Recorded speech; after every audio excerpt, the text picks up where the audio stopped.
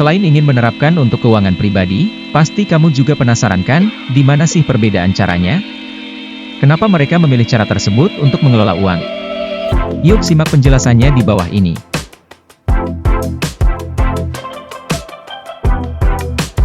Terus belajar. Orang sukses bisa memahami dengan baik apa yang mereka bisa dan mampu lakukan.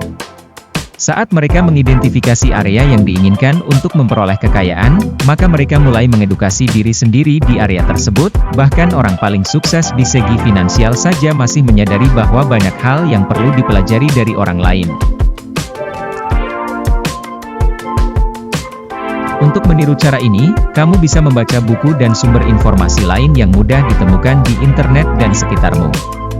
Tidak sedikit situs yang secara khusus membahas bidang khusus seperti properti, investasi, dan lain sebagainya.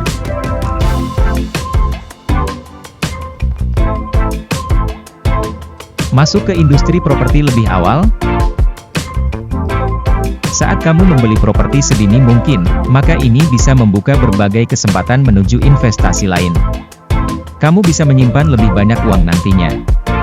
Properti sebagai investasi adalah aset yang selalu naik nilainya.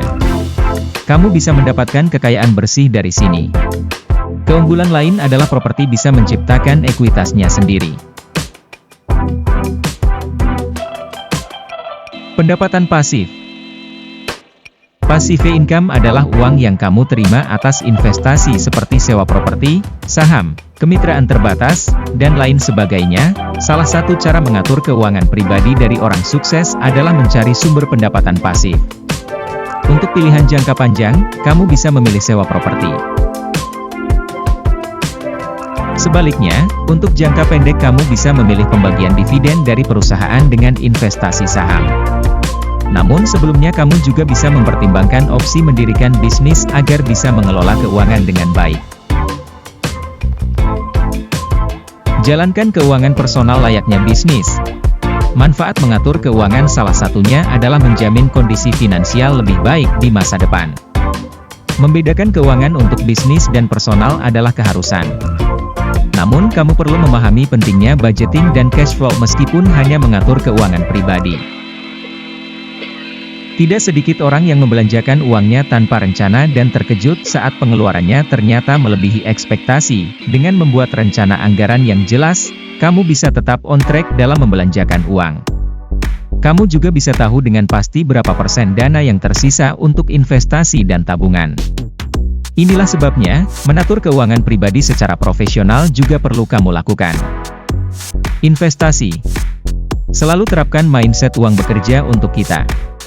Opsi untuk membuat uang bekerja adalah dengan membagi mereka di berbagai platform investasi, misalkan cara mengatur keuangan bulanan khusus dana pensiun, di mana kamu perlu menyimpan antara 10 hingga 15% dari pendapatan.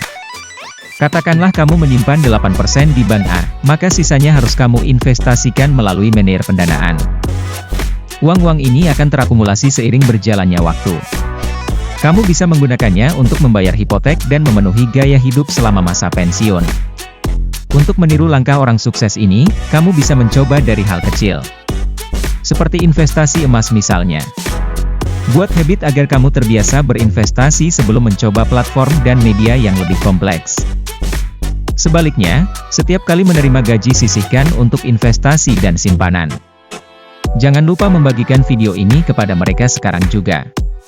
Ikuti terus channel YouTube ini dan sampai jumpa.